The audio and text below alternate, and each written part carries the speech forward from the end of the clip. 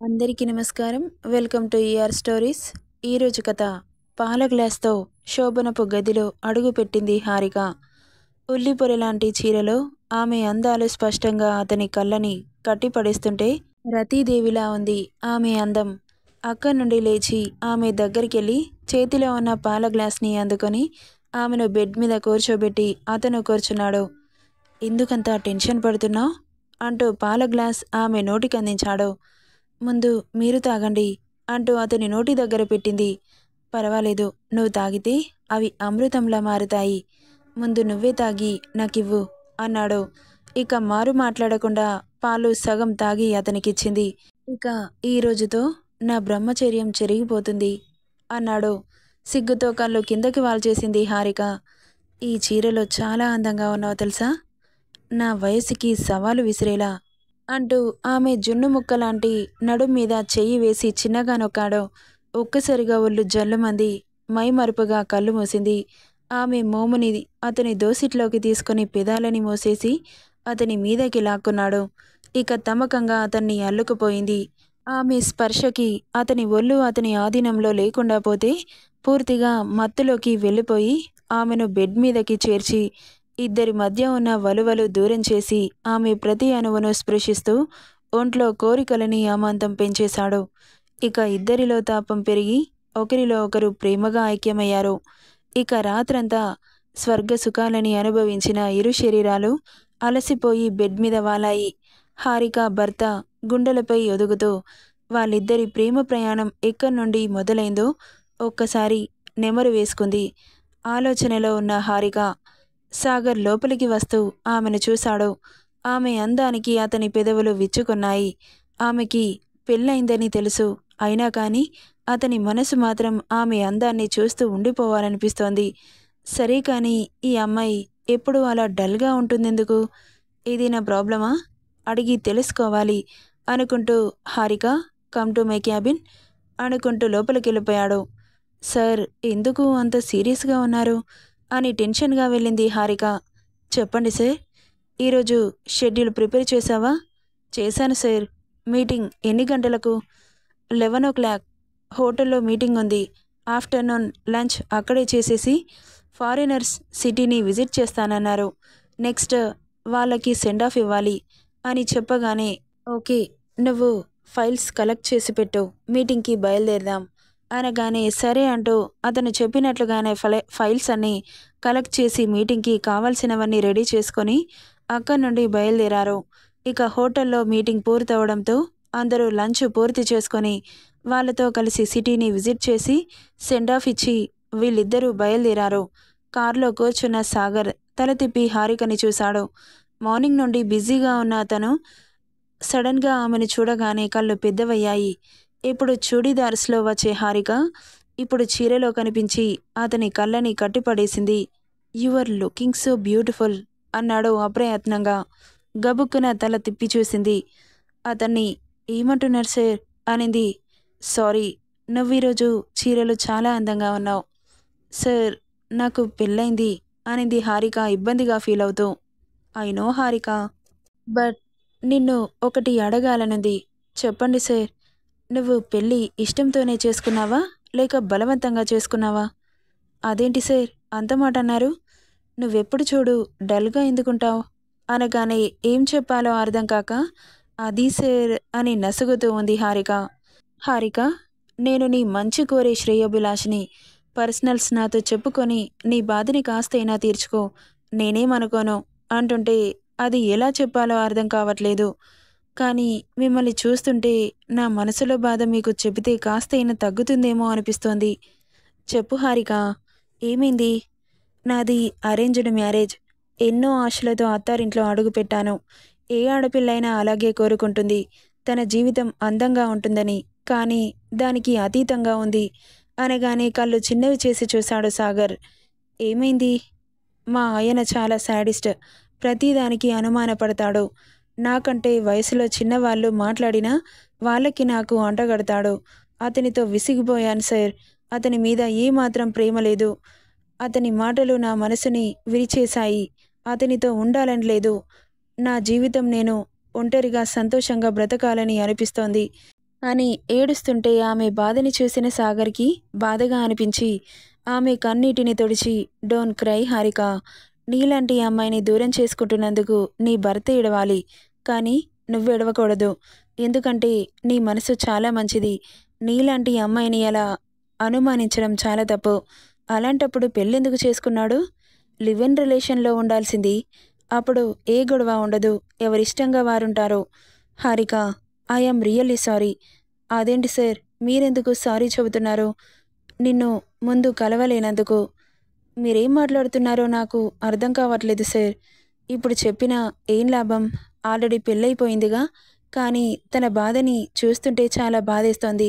లైఫ్లో సంతోషాలు లేకుండా కష్టంగా ఈదుకొస్తోంది. ఏం చేయాలి? వాడికి వార్నింగ్ ఇస్తే లేదు, ప్రేమ అనేది మనసులో ఉండాలి, ఒకరి చెబితే రాదు. నా భయానికి కొన్ని రోజులు బాగానే చూసుకుంటాడు, కానీ తర్వాత వాడి కుక్కబుద్ధి ఎప్పుడో ఒకప్పుడు బయట పెడుతూనే ఉంటాడు. మరి ఏం చేయాలి అని ఆలోచిస్తూనే సడన్గా కార్ ఆగిపోవడంతో డ్రైవర్, ఏమైంది? ఏమో సార్, నేను వెళ్ళి చూస్తాను అంటూ వెనక డిక్కీ ఓపెన్ చేసి చూశాడు. కార్లో నుండి పొగలు బయటకు వస్తున్నాయి. సార్, కార్లో నుండి పొగలొస్తున్నాయి, మెకానిక్ రావాల్సిందే అంటుంటే ఓకే, దగ్గరలో ఉన్న మెకానిక్ని తీసుకురా, మేము అక్కడున్న హోటల్లో స్టే చేస్తాం అంటుంటే ఓకే సార్ అంటూ అతను మెకానిక్ కోసం వెళ్ళాడు.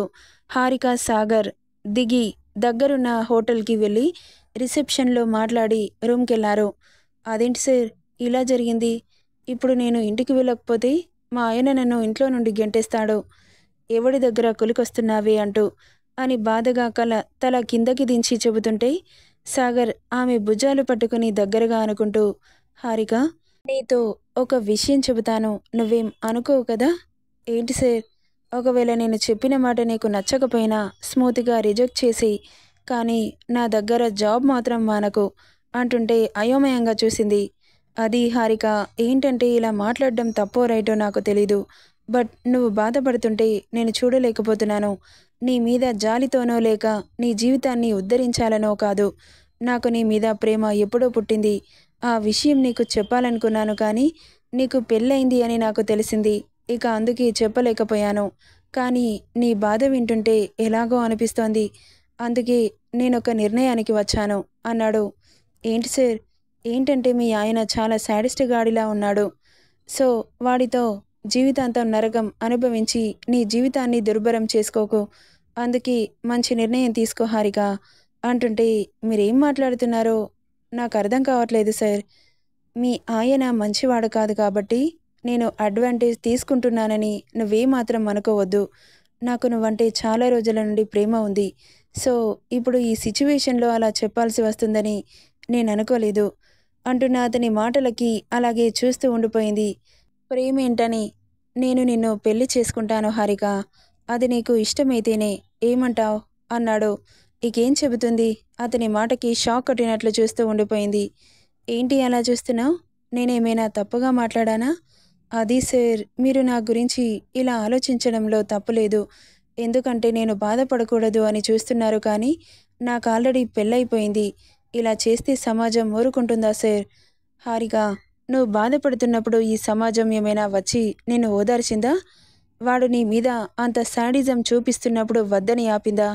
అలాంటి సమాజం గురించి బాధపడడం దేనికి? నీకు వాడంటే ఇష్టం లేకపోతే వెంటనే విడాకులిచ్చేసేయ్, మిగతా జీవితాన్ని హ్యాపీగా గడుపు అంటుంటే ఇంకేం మాట్లాడలేదు హారిక. బాగా ఆలోచించుకో హారిక అంటూ బయటకెళ్ళిపోయాడు. ఇక ఆ రోజు రాత్రి ఆలోచనలో మునిగిపోయి ఉన్న హారిక మొబైల్ రింగ్ అయింది. ఉలిక్కిపడి చూసి కంగారుగా, అమ్మో, ఈయన కాల్ చేస్తున్నారేంటి? ఇప్పుడేం సమాధానం చెప్పాలి అనుకుంటూ కాల్ లిఫ్ట్ చేసింది. ఎక్కడ చచ్చావే, ఇంకా ఇంటికి రాలేదు అంటూ అరుస్తున్నాడు. అతని మాటలకి భయపడుతూ, అది మీటింగ్ చూసుకొని వస్తుండగా కారు చెడిపోయింది, అందుకే హోటల్లో స్టే చేస్తున్నాం, రేపు మార్నింగ్ వరకు ఇంట్లో ఉంటాను అని భయపడుతూ చెబుతుంటే, ఏంటి హోటల్లో ఉన్నావా? ఎవడితో కులుకుతున్నావే? ఎంత చక్కగా చెబుతున్నావే హోటల్లో ఉన్నాను అని. ఎవడితో ఉన్నావే? కొంచెం కూడా సిగ్గు లేకుండా. నువ్వు ఆడదానివి అనుకుంటున్నావా లేక బజార్ దానివి అనుకుంటున్నావా అని అరుస్తుంటే, ఏవండి అంటూ అరిచింది. ఏంటి నోరు లెగుస్తుంది? ఉన్నమాట అంటే ఉలికెక్కువంట. నువ్వు చేస్తున్నదే తప్పు, పైగా నా మీదకి అరుస్తున్నావా? కాస్త కూడా సిగ్గుగా అనిపించట్లేదా? ఇంట్లో మొగుడిని పెట్టుకొని బయట వేరే వాడితో కులకడానికి అని మాట్లాడుతున్న అతని మాటలకి షడాప్ అంటూ అరిచింది. ఇంకొక మాట నీ నోట్లో నుండి వచ్చినా ఏం చేస్తానో నాకే తెలీదు. అసలేమనుకుంటున్నావు? కాస్త లేట్ అయితే ఆడవాళ్ళు అదే పని చేస్తూ ఉంటారనుకుంటున్నావా? చూడండి, నేను ఏ తప్పు చేయలేదు, చేయట్లేదు. అయినా మీకు సంజాయిషి ఇవ్వాల్సిన అవసరం లేదు. ఇప్పుడు చెబుతున్నాను వినండి. నేను నీతో కాపురం చేయాలి అనుకోవట్లేదు. నీ అంత అనుమానపు పక్షిని నేను ఎక్కడా చూడలేదు. నీ మాటలతో, చేష్టలతో, నీ ప్రవర్తనతో నాకు నీ మీద ప్రేమ చచ్చిపోయింది. భార్యాభర్తల మధ్య ఉండాల్సింది ప్రేమ, అనుమానం కాదు. ప్రేమ తప్ప అనుమానం క్వింటాల్లో ఉంది. నీలాంటి వాడితో జీవితాంతం నేను వేగలేను. నాకు నువ్వొద్దు. రేపు విడాకుల నోటీస్ వస్తుంది. సైన్ చేసి నా మొహం మీద పడేస్తే నీ నుండి విముక్తి పొందుతాను అని చెప్పి విసురుగా కాల్ కట్ చేసింది. ఒక్కసారిగా క్లాప్స్ కొడుతున్న శబ్దం వినిపించగానే తల తిప్పి చూసిన తనకి ఎదురుగా సాగర్ కనిపించడంతో కళ్ళల్లో నీళ్లు చేరాయి. అతనికి ఏం సమాధానం చెప్పాలో తెలియక తల తిప్పేసుకుంది. ఎందుకు ఏడుస్తున్నావు హారిక అన్నాడు దగ్గరికి వచ్చి. మాట్లాడలేదు, మౌనంగా ఉంది. నువ్వు చేసింది 100% కరెక్ట్. ఎందుకంటే ఒక గంట లేట్ అయితే 100 అనుమానాలు పెంచుకునే మనిషితో నువ్వు సుఖంగా కాపురం చేయలేవు. నువ్వు తీసుకున్న నిర్ణయం కరెక్ట్. నీ మీద అడ్వాంటేజ్తో ఇలా మాట్లాడుతున్నానని అనుకోకు. నువ్వు నన్ను యాక్సెప్ట్ చేసినా చేయకపోయినా నువ్వు తీసుకున్న నిర్ణయం కరెక్ట్గానే ఉంది. కనీసం నువ్వైనా హ్యాపీగా ఉంటావు కదా అని చెప్పి అక్కడి నుండి వెళ్ళిపోయాడు సాగర్. వెళ్తున్న అతన్ని అలాగే చూస్తూ ఉండిపోయింది. ఇక ఆ రోజు నైట్ అంతా బాగా ఆలోచించింది సాగర్ గురించి. బాస్ చాలా మంచివాడు. అతనికి నెగిటివ్ క్వాలిటీస్ ఏం లేవు. పైగా నిన్ను ప్రేమిస్తున్నాడు. అతనికి నో చెప్పి మూర్ఖురాలిని అవ్వలేను అనుకుంటూ అతని దగ్గరికి వెళ్తే ఏం చెప్పాలా అని ఆలోచిస్తూ టెన్షన్గా అటు ఇటు తిరుగుతోంది గోర్లు కొరుకుతూ. ఇక తిరిగి తిరిగి అలసిపోయి బెడ్ మీద వాలింది. బాగా అలసిపోవడం వల్ల వెంటనే నిద్ర పట్టేసింది తనకి. ఇక రాత్రి 12 గంటల సమయం. గాఢ నిద్రలో ఉన్న హారిక నడుం మీద బరువుగా అనిపిస్తుంటే కష్టంగా కళ్ళు నలుపుకుంటూ నడుం మీద ఉన్న బరువుని తీసేయాలని ముట్టుకోగానే ఎవరిదో చెయ్యి తగిలింది. వెంటనే ఉలిక్కిపడి లేచి కూర్చొని పక్కన ఉన్న సాగర్ని చూడగానే ఉలిక్కిపడ్డది. సార్ ఏంటి నా రూంలో అని ఆలోచిస్తూ అతని చెయ్యి ఆమె మీద నుండి తీసేయాలని చూస్తుంటే అస్సలు కదలట్లేదు. సార్ అంటూ పిలుస్తోంది. చిన్నగా కదిలాడు.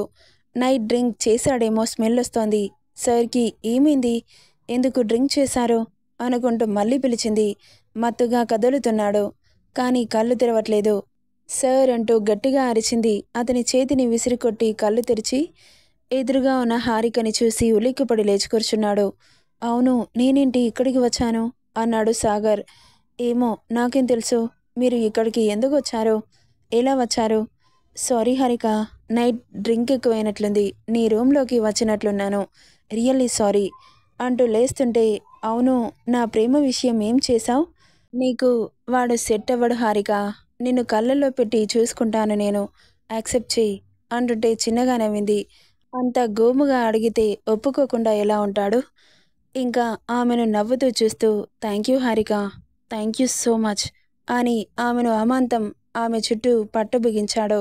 అతని స్పర్శకి మైమరుపుగా కళ్ళు మూసింది.